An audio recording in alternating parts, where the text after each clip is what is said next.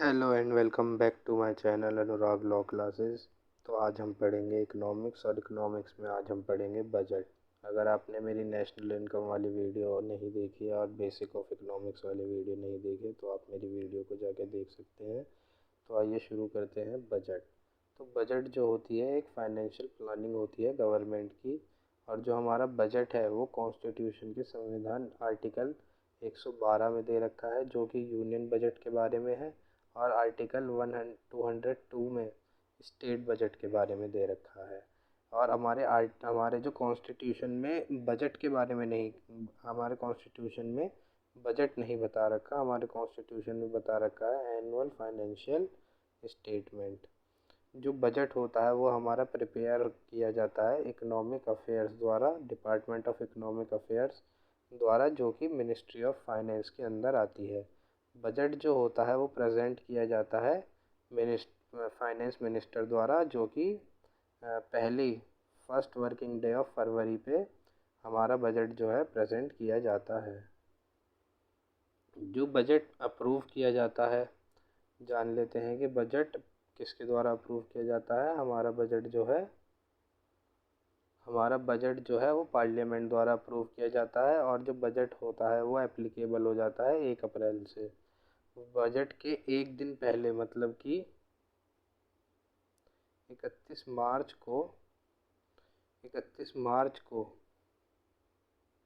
एक दिन पहले इकोनॉमिक सर्वे आता है, जो कि प्रेजेंट किया जाता है फाइनेंस मिनिस्टर द्वारा under the guidance of economic adviser, जो कि इकोनॉमिक एडवाइज़र हैं हमारे के सुब्रमण्यम। इंडिकेट इसमें किया जाता है, जो इकोनॉमिक सर्वे होता है इसमें हेल्थ ऑफ इकोनॉमी इंडिकेट करी जाती है। बजट का जो एक्सपेंडिचर होगा वो कहाँ से आता है। जो बजट का एक्सपेंडिचर है वो एक तो कंसोलिडेटेड फंड से आता है और एक कंटीजेंसी फंड के द्वारा आता है। कंसोलिडेटेड फंड में जो अभी हमारे डायरेक्ट टैक्स के द्वारा जो भी जुड़ता है वो कंसोलिडेटेड फंड में जुड़ता है। और जो कंटीजेंसी फंड होते हैं ये हमारे इमरजेंसी फंड के तरह यूज़ किए जाते हैं। और जो कंसोलिडेटेड फंड होते हैं वो हमारे जो गवर्नमेंट के जो एक्सपेंडिचर होते हैं, जो एक्सपेंडिचर होने ही होने हैं, उनका एक्सपेंडिचर के लिए कंसोलिडेटेड फंड हमारा यूज़ किया जाता है। तो कंसोलिडेटेड फंड हमारा दे रखा है आर्टिकल 266 ऑफ कॉन्स्टिट्यूशन में। और कंटीजेंसी फंड दे रखा है आर्टिकल 267 ऑफ कॉन्स्टिट्यूशन में। जो कंटीजेंसी फंड होता है उसमें हमें मिनिमम हमेशा 30,000 करोड़ रुपए रखने पड़ते हैं। अब जान लेते हैं कि इंडिया का पहला बजट जो था इंडिया का वो जेम्स विल्सन द्वारा 1860 में लाया गया था। पहला जो बजट था इंडिपेंडेंट इंडिया का वो आर के सुब्रमण्यम चेट्टी द्वारा लाया गया था 26 नवंबर 1947 को। जो हमारा पहला बजट था रिपब्लिक इंडिया का वो जॉन मथाई द्वारा लाया गया था 28 फरवरी 1950 को।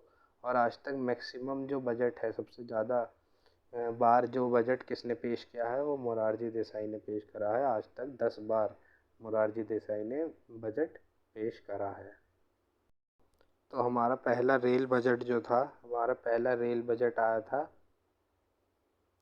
पहला जो रेल बजट आया था वो 1924 में आया था, जॉन मथई द्वारा लाया गया था। और ये एकवर्थ कमेटी की रिकमेंडेशन पे हमारा पहला रेल बजट लाया गया था। और अब आपको पता है कि हमारा रेल बजट अब 2016 में समाप्त कर दिया गया था। और जो 2016 में लास्ट बार जो बजट पेश किया था वो सुरेश प्रभु ने हमारा बजट पेश किया था।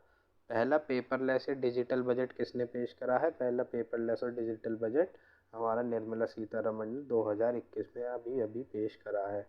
और पहला स्टेट जिसने डिजिटल बजट पेश करा है वो है उत्तर प्रदेश, जो कि सुरेश खन्ना ने 2021 में पेश करा है। पहली फीमेल जिन्होंने बजट प्रेजेंट करा था वो थी इंदिरा गांधी 1970 में। अब हम पढ़ते हैं time to change budget 5 PM to 11 AM।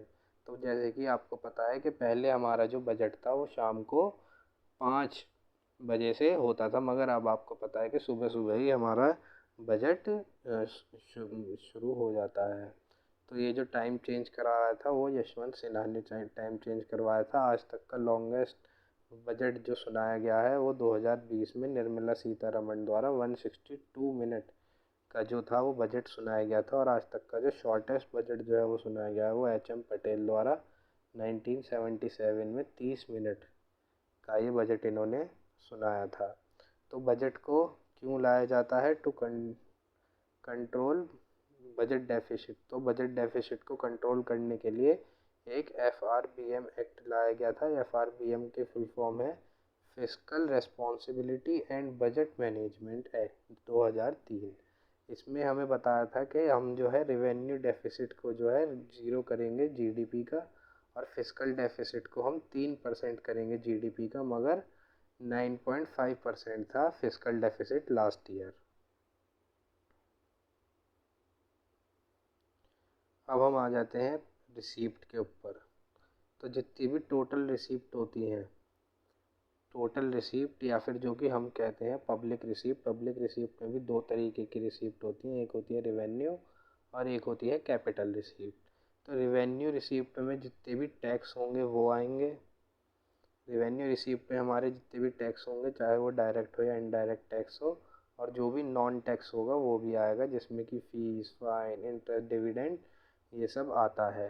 Capital receipt में हमारा डिसइन्वेस्टमेंट आएगा, जो कि डिसइन्वेस्टमेंट होता है sale of share holding by government. जब हमारी सरकार जो है अपने शेयर प्राइवेट कंपनियों को बेच देती है, उसको हम कहते हैं डिसइन्वेस्टमेंट।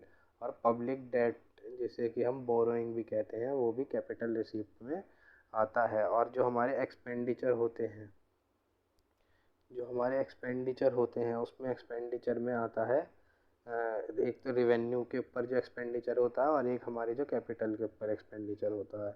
तो रेवेन्यू के ऊपर हमें जैसे एजुकेशन देते हैं, हेल्थ देते हैं, सब्सिडी देते हैं, स्कॉलरशिप, पेंशन, सैलरी, डिफेंस में जो जाता है, या फिर जो इंटरेस्ट देते हैं, वो हमारा रेवेन्यू एक्सपेंडिचर में आ जाता है।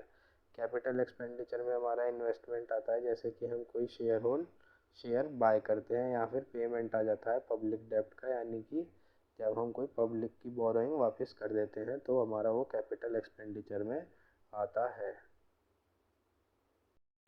अब आइए पढ़ लेते हैं टाइप्स ऑफ बजट के बारे में, कि बजट किस किस तरीके के होते हैं। तो अगर हमारी जो टोटल रिसीप्ट है वो टोटल एक्सपेंडिचर की जितनी है, कि जितनी हमारी कोई इनकम हुई उतने ही हमारे खर्चे हैं, तो वो बैलेंस बजट कहा जाएगा।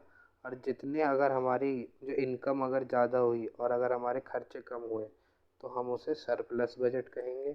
और अगर हमारी इनकम कम हुई और खर्चे ज़्यादा हुए तो हम उसे डेफिसिट बजट कहेंगे। इंडिया जो है हमारा डेफिसिट बजट कंट्री है, क्योंकि इंडिया जो है हमारा एक डेवलपिंग नेशन है। 2021 में भारत का कुल बजट जो था वो 34.83 लाख करोड़ का था। सरकार की सर्वाधिक इनकम जो आज तक होती है वो होती है GST या टैक्स के द्वारा। सरकार द्वारा सर्वाधिक एक्सपेंडिचर जितना भी किया जाता है वो इंटरेस्ट पेमेंट में एक्सपेंडिचर किया जाता है। बजट डेफिसिट जिसमें कि शून्य बैलेंस अगर आ जाए तो टोटल एक्सपेंस बजट डेफिसिट जिसमें कि शून्य बैलेंस आता है उसको निकालने के लिए total expense minus total receipt including public डेब्ट, ठीक है, तो हमारा बजट डेफिसिट आ जाएगा। और अगर हमें फिस्कल डेफिसिट निकालना है तो फिस्कल डेफिसिट निकालने से हमें पता चलता है कि हमें कितने उधार की आवश्यकता है। तो फिस्कल डेफिसिट अगर हमें निकालना है तो टोटल एक्सपेंस में से हम टोटल रिसीप्ट माइनस कर देंगे, एक्सेप्ट पब्लिक डेब्ट। इसमें हम पब्लिक डेब्ट को इंक्लूड नहीं करते हैं। प्राइमरी डेफिसिट अगर आपको निकालना है तो fiscal deficit minus interest payment अगर आप कर देंगे तो आपको प्राइमरी डेफिसिट आ जाएगा। अब मैं आपको बता देता हूँ डेफिसिट फाइनेंसिंग क्या होती है। तो बजट घाटे को पूरा करने के लिए ऋण की व्यवस्था अगर करनी होती है तो उसे डेफिसिट फाइनेंसिंग कहते हैं। कि अगर मान लीजिए अगर आपके बजट में आपको घाटा हो गया है तो आपको अपना घाटा कैसे न कैसे तो पूरा करना ही पड़ेगा, तो उसको हम कहते हैं डेफिसिट फाइनेंसिंग। डेफिसिट फाइनेंसिंग में हमारा पहला हम कहाँ से फाइनेंस कर लेते हैं कि इंटरनेशनल ऑर्गेनाइजेशन से, किसी और कंट्री से, RBI से या फिर पब्लिक से हम फाइनेंसिंग ले सकते हैं। रिवेन्यू डेफिसिट अगर आपको निकालना है तो revenue expense minus revenue received करके आपको रिवेन्यू डेफिसिट आप आराम से निकाल सकते हैं। तो अगर आप मेरी वीडियो यहाँ तक देख रहे हैं तो आपका बहुत बहुत धन्यवाद। मेरे चैनल को सब्सक्राइब करें और इस वीडियो को अपने दोस्तों के साथ शेयर करें। Thank you.